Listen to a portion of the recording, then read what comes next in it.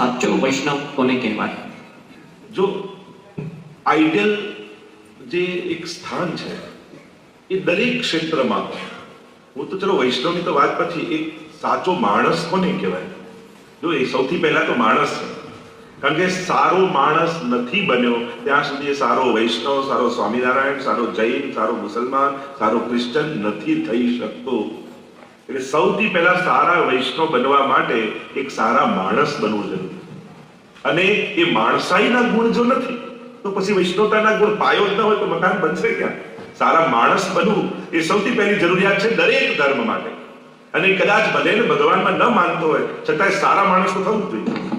અને વૈષ્ણવતાના લક્ષણ તો આપણે ત્યાં અનેક પ્રકારથી આપ્યા છે. નરસિંહ મહેતાએ પણ ગાયું છે ને, વૈષ્ણવજન તો તેને કહીએ જે પીડ ભરાઈ જાણે રે. હવે લોકો એમ કે વૈષ્ણવજન તો તેને કહીએ ભીડમાં ધક્કા મારે રે. હવે આપણે બધી નાખ, પણ મૂળ વાત તો આખું જે આપણે બધા જ જાણીએ છીએ કે આદર્શ કોણ, પણ એ કલ્પનામાં પણ નહીં રહેવું કે કોઈ આદર્શ મળે ત્યારે જ એની જોડે સત્સંગ કરે. વૈષ્ણવતા આપણે બધામાંથી ગોતવાની છે.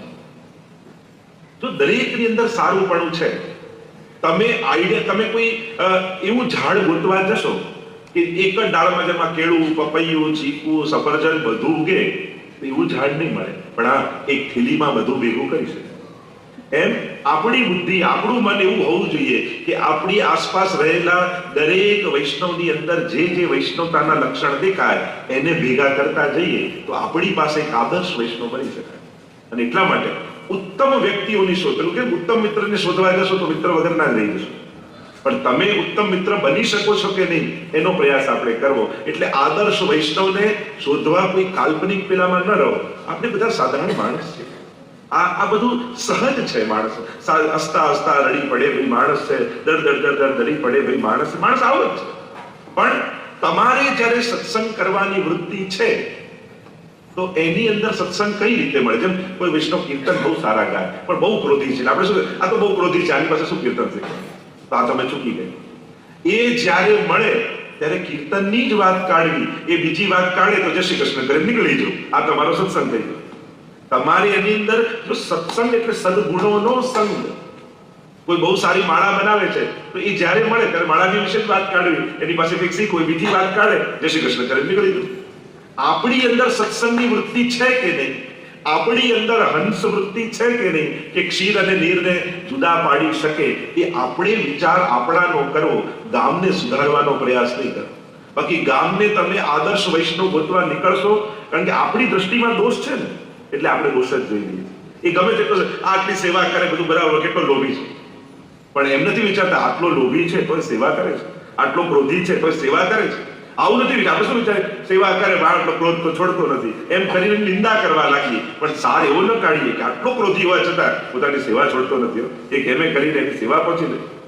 તો સાર કાઢતા આવડવું જોઈએ. આપણે કયો ગુણ જોવો છે. આપણે ભલે કહેતા હોય કે અમે ઘઉં વીણવા બેઠા, પણ વીણીએ તો કાકડા જ છીએ આપણે બધા.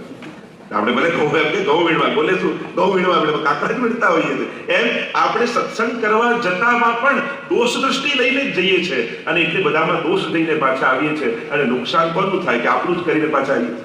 કોઈના દોષ જોઈએ એમાં સૌથી મોટું નુકસાન આપણું જ થાય. કોઈની નિંદા કરીએ તેમાં સૌથી મોટું નુકસાન આપણું જ થાય. એટલે પેલું કહે છે કે નિંદા એ તો કચરા જેવું છે, અને કચરો ક્યાં નખાય? ડસ્ટબિનમાં. તો ઘણા લોકો કે આ બધા ગામની વાત લોકો મને જ આવીને કહી જાય છે, તો માનવું હોય તમને શું માને છે?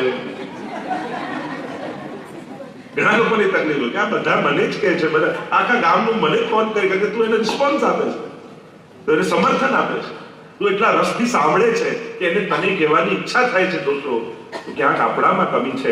એટલે પેલો નિંદા કરે છે એનો વાંક કાઢવા કરતા એને મારી આગળ બીજાની નિંદા કરવાની કેમ ઈચ્છા થઈ એમ પોતાની જાતને ચેક કરે કે મારી આગળ કેમ કે હું શું એવો વ્યક્તિ છું કે એની નિંદાને હું બહુ રસથી સાંભળીશ, બહુ સારો રિસ્પોન્સ આપ્યો. કારણ કે માણસ એની આગળ જ વાત કરે જ્યાં એને સારો રિસ્પોન્સ મળતો. જ્યાં રિસ્પોન્સ ના મળતો એની આગળ જલ્દી વાત કરવા ન જાય. જે સત્સંગનો જ આગ્રહ રાખતો હોય ને, તમે એકદમ અટાગ્રહ રાખશો સત્સંગનો, તો જ્યારે સારી વાત હશે ને એ તમને કહેવા. જોજો તમે તમારું વ્યક્તિત્વ એવું બનાવ્યું છે તો એ નિંદાની વાત તમને, કારણ એને ખબર છે કે આની આગળ કહીશું તો કઈ જવાબ આપવાનો છે ને.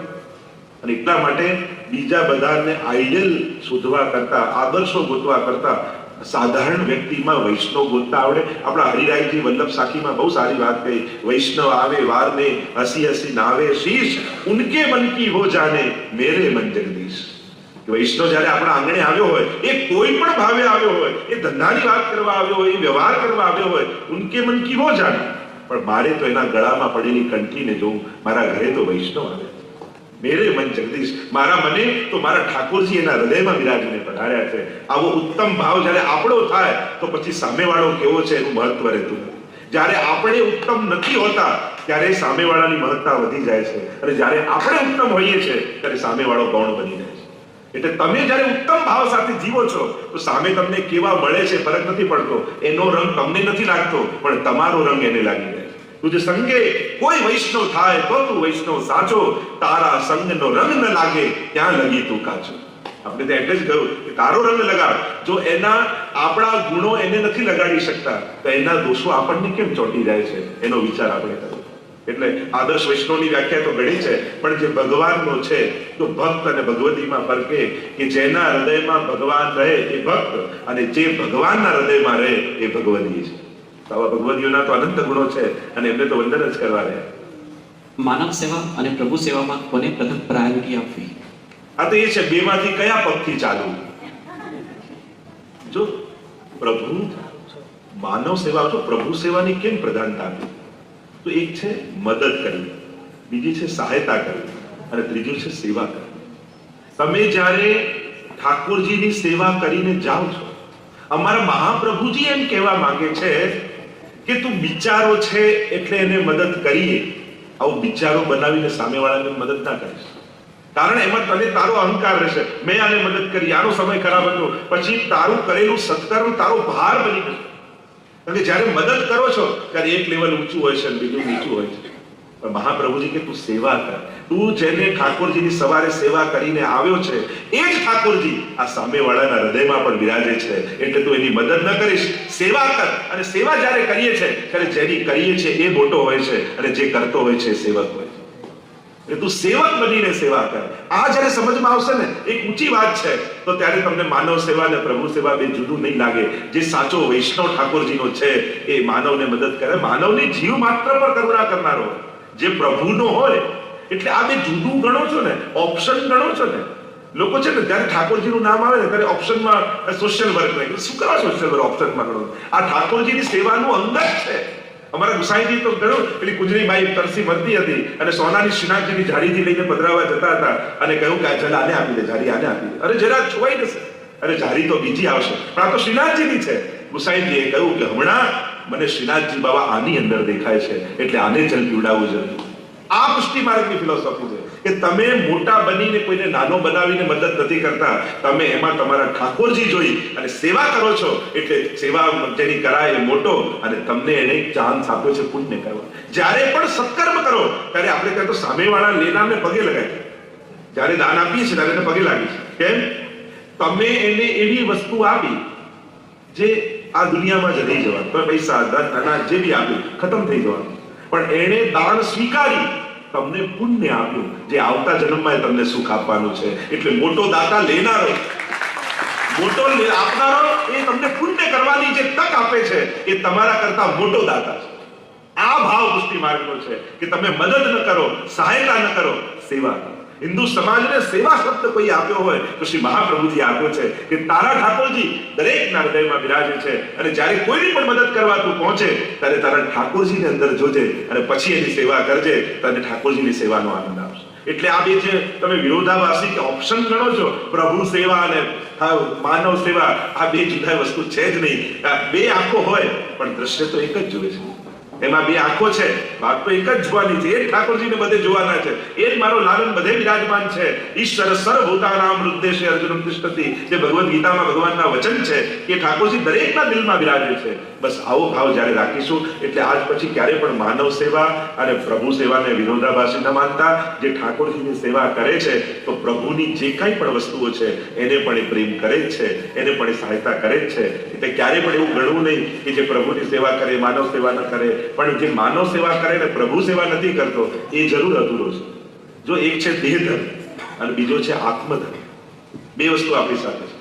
તો દેહ ધર્મ કરીએ, દેહ ધર્મ એટલે માનવ છો એટલે માનવની મદદ કરવી જ જોઈએ, જીવ માત્રની મદદ કરે. અને આમાં કોઈ તમે ઉપકાર નથી કરતા, માણસ છો તો આવો હોવો જ જોઈએ માણસ. જો આ ધર્મ છે ને, 10 લક્ષણ મનુ મહારાજ આપે.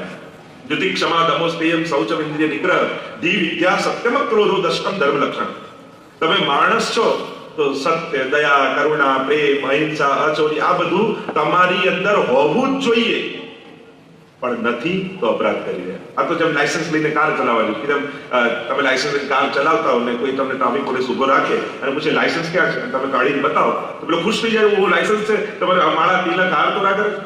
ના, હોવું જ જોઈએ. પણ લાયસન્સ નથી તો ફાઇન કરે. ધર્મ જ છે કે આ બધું કરો છો તો કોઈ ઉપકાર નથી કરતા, તમારે આ બધું કરવું જ જોઈએ, પણ નથી કરતા તો દોષ કરી રહ્યા.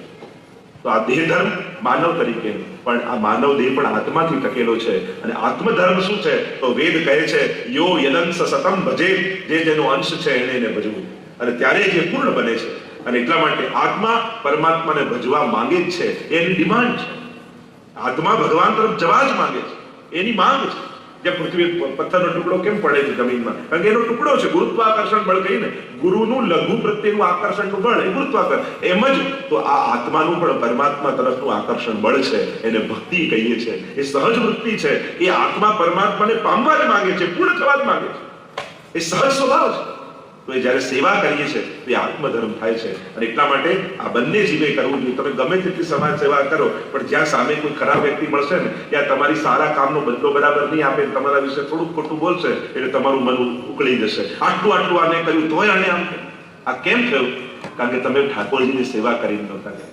જો પ્રભુની સેવા કરીને સમાજ સેવા કરવા ગયા હોત તો તમને પછી કોઈ અપેક્ષા ન રહે કે આ સારું બોલે, ખરાબ બોલે, આ કરે. હું તો ઠાકોરજીનું કાર્ય કરું છું, ઠાકોરજીની પ્રેરણાથી કરું છું. ઠાકોરજીએ મને સત્કર્મ કરવાનો અવસર આપ્યો છે. આવો જ્યારે સેવક ભાવથી સેવા કરો તો ઉત્તમ ફળને પામો છો. અને એટલા માટે પ્રભુ સેવા વાળો તો સમાજ સેવા કરે જ અને કરવી જ જોઈએ, નહીં તો ઠાકોરજીનો ભક્ત જ નથી. એમ જ સમાજ સેવા કરનારો પણ જો પ્રભુની આગળ 2 મિનિટ ઉભો રહીને કહેતો નથી કે પ્રભુ તારો ઉપકાર છે કે તે મને હાથ તો આપ્યા, પણ મારા હાથની સાથે તે સેવાની વૃત્તિ પણ મને આપી છે, જેથી આ હાથનો સદુપયોગ કરી શકું. બસ એવો આભાર પ્રભુનો માનીશ. 3 જ્ઞાન ભક્તને હોવા જરૂરી છે: તત્વ જ્ઞાન, સ્વરૂપ જ્ઞાન અને મહાત્મ જ્ઞાન. આ 3 જ્ઞાન હોવા જોઈએ. મહાત્મ જ્ઞાન દ્વારા ભક્તિ થાય. મહાત્મ જ્ઞાન પૂર્વસ્તુ સુદૃઢ સર્વતોધિક સ્નેહ ઇતિ ભક્તિ. મહાત્મ જ્ઞાન હોય, સ્વરૂપ જ્ઞાન હોય અને તત્વ જ્ઞાન. આ ત્રણેયનું જ્ઞાન સર્વોત્તમ સ્તોત્રમાં શ્રી ઉસાઈજી પ્રભુ ચરણ કરાવે છે. અને એટલા માટે શ્રી કૃષ્ણાસ્ય કહીને કહ્યું આ સાક્ષાત ભગવદ મુખારવિંદનું સ્વરૂપ છે. આગળ નામોનું વર્ણન કરતા શ્રી ગુસાઈજી પ્રભુ ચરણ શ્રી મહાપ્રભુજીનું નામ આપતા કહે કૃપા નિધયે નમઃ, કૃપા નિધયે નમઃ, કૃપા નિધયે નમઃ. આપ કૃપાના નિધિ છો. નિધિના અનેક અર્થો શાસ્ત્રોએ બતાવ્યા. નિધિનો અર્થ, એક અર્થ સાગર થાય, નિધિનો એક અર્થ ભંડાર થાય, અનેક અર્થો. ત્યારે બધા અર્થોની તો ચર્ચા નહીં કે બાપ કૃપાના સાગર છે. જો એક છે દયા અને બીજું છે કૃપા. જીવની જ્યારે સ્થિતિ કમજોર જોઈએ ત્યારે દયા આવે. એટલે કે દયા એક વૃત્તિનું નામ છે અને કૃપા ભગવાનના સ્વભાવનું નામ છે. દયા સંજોગો જોઈને આવે અને કૃપા પ્રભુનો સહજ સ્વભાવ છે. જો શોખ અને સ્વભાવમાં ફરક કેટલો. ઈચ્છા થાય કરવાની ત્યારે કરી, ન કરવાની ઈચ્છા હોય ત્યારે ન કરી, એટલે શોખ કહેવાય. અને સ્વભાવ એને કહેવાય કે ન કરવાનું નક્કી કર્યું હોય છતાં જ થઈ જાય સ્વભાવ. જેમ તમે ક્રોધી સ્વભાવ હોય નક્કી કરો કે ગુસ્સો નથી કરવો, અને એટલામાં કોઈ માણસ મળ્યું ને તમારો મિત્રએ કહ્યું અને તમે મળ્યા ને કહ્યું કે મેં ક્રોધ કરવાનું છોડી દીધું, એટલે ખરેખર છોડી દીધું? આ છોડી, સાચે છોડી દીધું? આ છોડી, ખરેખર સાચું બોલે હા ભાઈ છોડી દીધો કહ્યું ને. આનું નામ સ્વભાવ. જે ન કરવાનું નક્કી કર્યું હોય છતાં થઈ જાય તો પ્રભુનો સ્વભાવ જ કૃપા. દયા તો સંજોગો જોઈને થાય, પણ અમારા મહાપ્રભુજી તો કૃપા એમનો સ્વભાવ છે. એટલે કે ગમે તેવો જીવ એમની નિકટ આવે પણ મહાપ્રભુજી આ પુષ્ટિ પુરુષોત્તમના શરણે લઈ જાય છે. આ કોઈ કર્મ માર્ગનો ભગવાન નથી જે ચોપડા ખોલીને બેસી જાય કે તારા કેટલા કર્મો, કેટલા પુણ્યો, કેટલા પાપ અને હિસાબ કરવા બેસે ભગવાન નહીં. જે કૃપા કરવા લાગે એનું નામ જ પુષ્ટિ પુરુષોત્તમ છે. જ્યારે જીવ શરણે આવે છે ત્યારે અમારા શ્રીનાથજી બાબા, અમારા મહાપ્રભુજી એના કર્મોના ચોપડા ખોલીને બેસતા નથી કે લાવ તારા પેલા કર્મોના હિસાબ કરીએ પછી વિચારીશું તને મોકલવો ક્યાં. અહીંયા તો જ્યારે જીવને નથી જોતા, પ્રભુ નિજ સ્વભાવથી એનો સ્વીકાર કરે અને પ્રભુનો નિજ સ્વભાવ એ કૃપા કરવાનો. જો આપણને લોકોએ ભગવાનથી બહુ ડરાવી દે, અને આ દુનિયામાં એક જ તત્વ એવું છે જેનાથી ડરવાની જરૂર નથી અને એનું નામ છે ભગવાન. લોકો ભગવાનથી ડરાવી દે, આમ કરો ભગવાન આમ કરી દેશે, આમ થઈ જશે તમારે ત્યાં. જે ભગવાનથી ડરાવે ને એનાથી દૂર રહેજો. કારણ કે ભગવાનથી ડરાવીને એને પોતાનો ફાયદો સિદ્ધ કરવો હશે તો જ ભગવાનથી ડરાવે. અને મારા મહાપ્રભુજી તો ગઈ સોપત શ્રી ગોવર્ધન નાથે. તમે મહાપ્રભુજીને હાથ આપો એટલે મહાપ્રભુજી એક હાથમાં ઠાકોરજીનો હાથ પકડીને પ્રભુ સાથે તમારો હસ્તમેળાપ કરાવી. પ્રભુ જ તો એક એવા છે, સ્પષ્ટ ભગવદ ગીતામાં તમે વાંચો, ભગવાન ચોખ્ખું કહે છે, અહમ ત્વા સર્વ પાપેભ્યો મોક્ષયિષ્યામિ મા સુત. હું સજા આપવા નથી બેઠો, હું તો ક્ષમા આપવા બેઠો છું. હાથ ફેલાવીને ભગવાન પુકાર કરે છે કે આવ મામ એકમ શરણમ વ્રજ, તું મારી શરણમાં આવ. પણ જીવ કે મારી પાસે તો અનંત પાપો છે. અરે અપી ચેત સુદુરાચારો ભજતે મામ અનન્ય ભાગ સાધુરેવ સમંતવ્ય સમ્યક વ્યવસ્થિત હોય. સર ભગવદ ગીતા વાંચો તો ખરા કે ભલે પાપી હોય પણ મને ભજવાનો સંકલ્પ કરે છે, એ ઉત્તમ છે. પ્રભુ તો કહે કે તું મારી પાસે આવ. કારણ કે આપણે કોની શરણે ગયા છીએ? ભગવાન અપી પુષ્ટિસ્થો ન કરિષ્યતિ લૌકિકમ જગતે.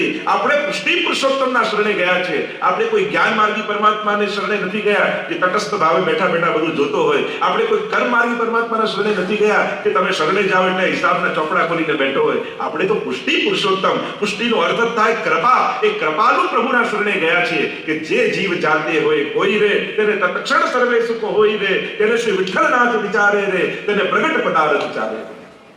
અહીંયા તો જે જીવ જાતિ ગમે તેવો હોય અને મહાપ્રભુજી તેનો સ્વીકાર કરે. આ તરછોડતા તો આપણે શીખ્યા છે, મહાપ્રભુજી તો કોઈને તરછોડ્યા નથી, બધાને સ્વીકારે છે, દરેકને અપનાવ્યા છે. રૂપમારી દાસ શિકારી હતા, મરેલા પક્ષીઓને લટકીને ખભામાં પડ્યા છે અને સામે મહાપ્રભુજી બિરાજમાન છે અને એમને જોઈને પૂર્ણ પુરુષોત્તમના દર્શન થયા. મનમાં થયું કે આમની શરણે જઈશ તો મારો ઉદ્ધાર થશે. અને મરેલા પક્ષીઓ લટકેલા છે, લોહીથી ખરડાયેલા વસ્ત્રો છે અને મહાપ્રભુજી પાસે આવીને કહે કે મારો ઉદ્ધાર થઈ શકે. મહાપ્રભુજી કહે હા, તારો પણ ઉદ્ધાર થઈ શકે. જ્યાં સ્નાન કરીને આવો. અને મરેલા પક્ષીઓ ઝાડ પર લટકાવ્યા, વસ્ત્રો લટકાવ્યા, જ્યાં ડૂબકી લગાવી ત્યાં જોઈએ તો પક્ષીઓમાં પ્રાણ આવી ગયા, પાંખો ફેલાવીને આકાશમાં ઉડી ગયા, વસ્ત્રો આપણે સ્વચ્છ થઈ ગયા અને જાણે એ જોઈને ભરોસો થઈ ગયા આ પક્ષીઓ નતા, આ તો મારા પાપ હતા જે આજે મને છોડીને જતા રહ્યા છે. તો જે શ્રદ્ધા જગાવે એ ગુરુ, જે શંકા મનમાં આપે એ ગુરુ, જે ભય આપે એ ગુરુ નહીં, જે નિર્ભય બનાવે ગુરુ છે. તો અહીંયા તો નિર્ભય કીધા સિર પર ધરી ગીજ પાણ. વલ્લભાખ્યાનમાં તો કેટલી અદ્ભુત વાતો કરી છે કે ગુસાઈથી નિર્ભય બનાવે. આમ દોષ થઈ જશે, અપરાધ થઈ જશે, પાપ લાગી જશે, આવું જે ડરાવી રાખે ને એ સારું ગુરુ નથી. જે આશાવાન બનાવે એ ગુરુ છે, જે શ્રદ્ધાવાન બનાવે એ ગુરુ છે. અને એટલા માટે જ્યારે મહાપ્રભુજી જેવા ગુરુ આપણને મળે ત્યારે એક નવી આશા જગાવે કે ભલે અનંત જન્મોથી અપરાધ કરતો આવ્યો છું, અનેક પાપોથી તું ખરડાયેલો મલિન થયેલો છે, પણ અમારા ઠાકોરજી એવી માં છે કે ગમે તેટલી તૈયાર થયેલી માં ઊભી હોય પણ બાળક જો કીચડમાં પડી જાય તો દોડતું લઈને ખોળામાં લે. કારણ કે મારું બાળક છે ને, એમ અમારા શ્રીનાથજી બાબા પણ ગમે તેવો જીવ કેમ ન હોય દોડતા થઈને એને ખોળામાં લઈને છે. અમારા મહાપ્રભુજી એનો સ્વીકાર કરે. કેવા કેવા જીવો આવ્યા મહાપ્રભુજીના ગુસાઈજીના શરણે. કોઈ ચોર હતા, કોઈ ડાકુ હતા, કોઈ ગણિકાઓ હતી, કેવા કેવા જીવ. અરે જે જીવ જાતિ હોય, કોઈ કેવલ મનુષ્ય નહીં, પેલા હંસને પણ શરણે લીધા, કબૂતરીને પણ શરણે લીધા, કેવા કેવા જીવોને શરણે લીધા. એટલે ચોરની વાર્તા આવે ને કે ચોર હતો અને ગુસાઈજીમાં પ્રભુના દર્શન થયા, શરણે આવ્યો, બ્રહ્મ સમજ લીધો. ગુસાઈજીએ કહ્યું કે હવે તું ચોરી કરવાનું બંધ કર. કહ્યું કે મહારાજ એ તો નહીં થાય, સ્વભાવમાં એવું પડી ગયું છે ચોરી કરવાનું, હવે એ તો નહીં છૂટે, બીજું કંઈ પણ કોઈ કરીશ. ગુસાઈજીને તું આ એમ નહીં છોડે, ચાલ બીજું વચન આપ, આજ પછી તું ખોટું નહીં બોલે. હા પ્રભુ, એ થશે, સાચું બોલવાનું પ્રણ નથી. અને મનમાં થયું કે હવે વૈષ્ણવ થયા, એકવાર રાજાને ત્યાં ચોરી કરી લઉં તો વારે ઘડી ચોરી કરવાનું બંધ થઈ જાય. પણ ગુસાઈજીને વચન આપ્યું છે કે ખોટું નહીં બોલું. એટલે ગયો રાજાના મહેલમાં, દ્વારપાલે લોકો ક્યાં છે, કોણ ક્યાં જાય છે. એટલે હું ચોર છું, રાજાને ત્યાં ચોરી કરવા ગયો. પેલાને હસી આવી કે આ મજાક કરે છે, હમણાં સવારે ક્યાં મજાક કરે, જ્યાં અંદર. પેલા તો મસ્કરી કરે, અંદર મોકલી દો. એવા જે મળે પૂછે કોણ છો, ક્યાંથી આવ્યો? હું ચોર છું, નાગન કે ચોરી કરવા આવ્યો છું. અને એમને થયું કે કોઈ રાજાનો ખાસ મિત્ર લાગે છે કે તો જ આવી મસ્કરી કરે. એમ કરતા કરતા છેક રાજાના ભંડારમાં તોષાખાના ખજાનામાં પહોંચી ગયું અને બધું પોટલું બાંધીને નીકળ્યો. અને પેલા દ્વારપાલે રોક્યું કે આ શું લઈ જાય છે? તને કહ્યું તું ચોરી કરવા જઉં છું, આ રાજાનું ધન લઈને જાઉં. પેલો કે ક્યાં મજાક કરે, ચાલ નીકળ. ઘરે આવી ગયો અને મનમાં વિચાર થયો કે જો ગુસાઈજીની એક વાત માની સાચું બોલ્યો તો આ રાજાનું ધન મળ્યું, જો ગુસાઈજીની બધી વાત માનીશ તો સાક્ષાત ઠાકોરજીની કૃપાનું ધન મને મળી જશે. અને ત્યાર પછી એને મુક્ત થઈને ગુસાઈજીનો સેવક થયો. એવા તો કેટલાય પ્રસંગો આપણને વાર્તા સાહિત્યમાં જોવા મળે. રસખાનની વાર્તા જો કેવા હતા અને કેવા થઈ ગયા. આજ ગુરુ કૃપા છે. અને ગુરુ કૃપા શ્રદ્ધાવાન જીવને કરે છે, આશાવાન કરે છે, ભયભીત નથી કરતા. ક્યારે પણ કોઈને પણ ધર્મના નામે ડરાવવો નહીં. પાપ, અપરાધ ને આ બધા શબ્દોનો એટલો બધો આપણે પ્રયોગ જરૂરતથી વધારે આ શબ્દો વાપરીએ છીએ. નથી લાગતું તમને? દોષ લાગશે, અપરાધ લાગશે, અપરાધ લાગશે, દોષ લાગશે. આ પુષ્ટિ માર્ગમાં તો એવા ડરાવી દીધા હોય કે પેલા થાય કે આપણાને તો ફાવશે જ નહીં, હમણાં કંઈક અપરાધ થશે. અરે પ્રભુના સેવાનો જે આનંદ મળે છે અને કેવલ પ્રભુ તરફ દ્રષ્ટિ કરો ને, તમારા બધા અપરાધો ત્યાં મળી જાય. ઠાકોરજીના દ્રષ્ટિ પડે તમારા ઉપર, સર્વ સમાપ્ત થઈ જાય. અને એટલા માટે અપરાધથી ડરીને ભગવાનથી દૂર રહેવું એનાથી મોટો કોઈ અપરાધ નથી. કોઈ ડરવાની જરૂર નથી, કોઈ અપરાધ દોષ લાગવાનો નથી. મહાપ્રભુજી છે ને, એમણે તો વચન આપ્યું છે કે હા શ્રીનાથજી બાબાએ બ્રહ્મ સંબંધ સમયે કે આ જીવનો ક્યારે દોષ સામે એવું નહીં. એવા વચને શ્રીનાથજી બાબા બંધાયેલા છે. આપ જેને શરણે કરશો, 4 વચને બંધાયા બ્રહ્મ સંબંધ સમયે. પવિત્ર એકાદશીના દિવસે જ્યારે સાક્ષાત ભગવતા પ્રોક્તમ તદક્ષરસ ઉચ્યતે, સાક્ષાત પ્રભુ પ્રગટ થયા, 4 વચન મહાપ્રભુજીને આપ્યા. પહેલું વચન આપ્યું કે આપના દ્વારા જે જીવ મારા શરણમાં આવશે એ જેવો છે એવો સહદોષ એનો સ્વીકાર કરે. બીજે બધે પહેલા શુદ્ધિ છે, પછી સ્વીકાર. પુષ્ટિ માર્ગમાં પહેલા સ્વીકાર છે અને સ્વીકાર દ્વારા શુદ્ધિ છે. કારણ કે સુધરવા જઈશું તો આખી જિંદગી સુધરવામાં જ ખતમ થઈ જશે. ભક્તિ ક્યારે કરીશ? ઘણા લોકો મારી આ આદત છૂટી જાય પછી સેવા કરીશ, મારો આવો સ્વભાવ સુધરી જાય પછી સેવા કરીશ, મારું આ થઈ જાય પછી સેવા કરીશ. હવે આ બધું ન થયું તો આખી જિંદગી નીકળી જશે. એક વસ્તુ યાદ રાખો, સારું કરવા લાગો તો ખરાબ આપમેળે છૂટશે, પણ ખરાબ છૂટે પછી સારું કરું એવી રામા બેઠા રહેશો તો આખી જિંદગી કઈ નહીં કરી. એટલે ઉત્તમ સંકલ્પોને પકડીને ચાલવા લાગવું, પણ હું ઉત્તમ બનું પછી ચાલુ એવી પ્રતીક્ષામાં રહેશો તો ક્યારેક પોતાના માટે તો ભરોસો આવવાનો જ નથી કે આ ઉત્તમ થઈ ગયું. એટલા માટે સારા સંકલ્પો રાખો, નાના નાના નિયમો. જરૂર નથી કે બહુ મોટા જ લઈએ, 11 વાર અષ્ટાક્ષર બોલીશ નાઈને, બસ એટલો સંકલ્પ. પણ નાનકડો સંકલ્પ તમને આગળ લઈ જશે. પણ કંઈક નિયમ હોવા જોઈએ દરેકના જીવનમાં. હું તો કહું આપણા જીવનમાં આપણે જોઈએ આપણી અંદર કઈ એવી બાબત જેને કારણે આપણને આપણા માટે ગૌરવ થાય. આપણને આપણા માટે કેટલી હીન ભાવના છે.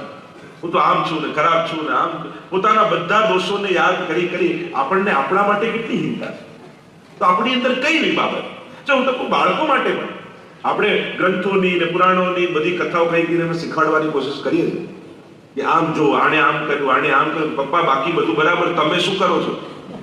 હું તો આપણી અંદર કોઈ એવી બાબત કરી કે જેનું એક્ઝામ્પલ આપી આપણે આપણા બાળકને ઇન્સ્પાયર કરી શકીએ. આપણી અંદર એ લોકોને જ્યારે મા બાપ પોતાનું એક્ઝામ્પલ આપશે ને ત્યારે સૌથી વધારે અસર.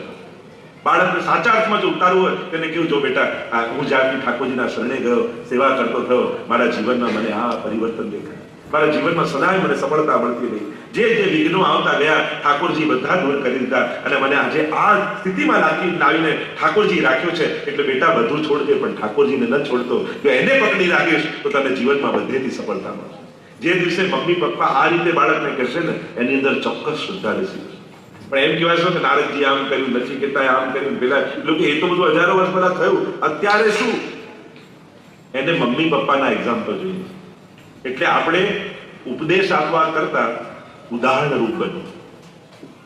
ઉદાહરણ રૂપ જ્યારે આપણે પોતે બનીશું કે બાળક આપણને જોઈને ગૌરવ કરતો થશે કે જો પપ્પા આમ કરે છે, મમ્મી આમ કરે છે, એની અસર સૌથી વધારે એના પર થશે.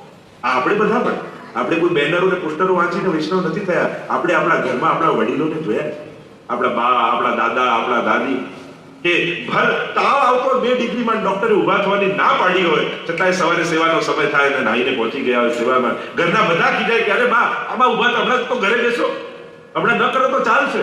પણ એને ઠાકોરજી વગર ન ચાલે. અને ત્યારે એ જે પ્રભાવ આપણી અંદર પડે છે કે આપણે ઠાકોરજી માટે કેવી શ્રદ્ધા છે. આ દ્રશ્યો આપણે જોયા છે ઘર ઘર, અને એનો પ્રભાવ આપણા પર પડેલો છે. તો શું તમારા બાળકોને આવા દ્રશ્યો ઘરમાં જોવા મળે છે?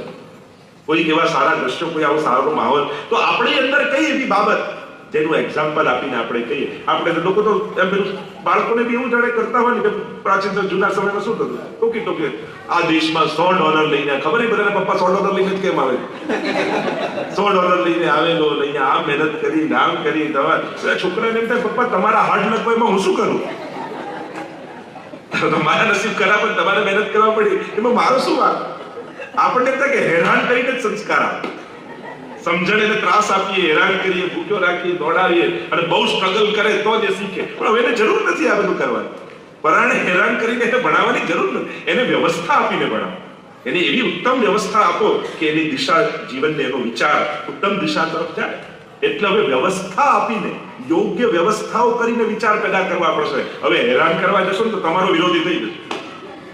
એટલે જ કહેવાય ને કે પેલા પૌત્ર હોય ને, એટલે દાદા અને પૌત્રાનો એક જ દુશ્મન, પૌત્ર અને દાદાનો એક જ દુશ્મન હોય, એ હોય આનો વચ્ચેનો. કારણ કે એવી એવી વાતો કરતા પેલા દાદાને એમ થાય કે જાણે આના માટે મેં તો કંઈ કર્યું જ નથી. છોકરા આગળ ડપ્પાસ કરતા હોય અને પેલા છોકરાને એમ થાય કે આમના નસીબ ખરાબ હતા, એમાં હું શું કરું, મને કેમ હેરાન કરે છે સમજાતું નથી. તો મૂળ વાત, હવેના સમયમાં જૂનાની જેમ કરવા જશો કે આને હેરાન કરીએ તો એનાથી નહીં થાય. હવે તો યોગ્ય વ્યવસ્થાઓ, યોગ્ય આયોજનો, યોગ્ય ઇવેન્ટ, યોગ્ય એની સમજણ ખીલે, યોગ્ય દિશા તરફ એની સમજણ ખીલે એવી તમારે વ્યવસ્થાઓ ઊભી કરવી પડશે. એવા આયોજનો કરવા પડશે, એવો માહોલ આપવો પડશે, એવું તમારે જીવવું પડશે, તમારે એને પોતાના એક્ઝામ્પલો આપવા પડશે. ત્યારે એના જીવનમાં સ્પર્શ થશે. અને એટલા માટે આપણે લોકો આપણે અમારા તો વડીલો અમારા પર ખીજાતા તો એમાં બધું સહન કરી, એમાં આપણી માનતા નથી, એમની માનતા છે. કારણ કે એમનું જીવન જ એવું હતું કે તમે સામે બોલો શું. અત્યારે તો આપણું જીવન એવું છે કે છોકરો 4 ગણાવી દે, પપ્પા તમે તો કરતા નથી, મને શું નાખો છો. અત્યારે મૂળ વાત છે એ મોટાઓની માનતા હતી, આપણી માનતા નથી કે આપણે સામે નતા બોલતા. કારણ કે એ લોકોનું જીવન જ એવું સ્પષ્ટ હતું, ખુલ્લી કિતાબ જેવું હતું કે આપણે શું દોષ કાઢવો. અત્યારે આપણી અંદર અનેક રીતે છુપાયેલા દોષો એવા છે કે આપણે આપણી જાતથી ડરેલા છે કે હું આને કહીશ તો આ સામે જવાબ આપશે, કારણ સામે જવાબ આપી શકે એવી બાબતો આપણી અંદર જે દિવસે નહીં રહે તો એ લોકો નહીં આવે. તો કૃપા નિધિ છે શ્રી મહાદેવ, કૃપાના સાગર છે. અને એટલા માટે ક્યારે પણ દોષ, અપરાધથી ડરવું નહીં. સૌથી પહેલા મનમાંથી આ કાઢી નાખો. સેવાની બાબત આવે એટલે પુષ્ટિમાનનું એક છે, શું ન કરાય બધાને ખબર છે, શું કરાય એ કોઈને ખબર નથી હોતી. આ ના કરાય, અહીંયા ના અડાય, અહીંયા ના જવાય, આ ના ખવાય, આ ના બધી ના ના ના ના પહેલેથી આપણને એવી ના શીખવાડવામાં આવે કે છોકરો કે મારી એ ના જ છે.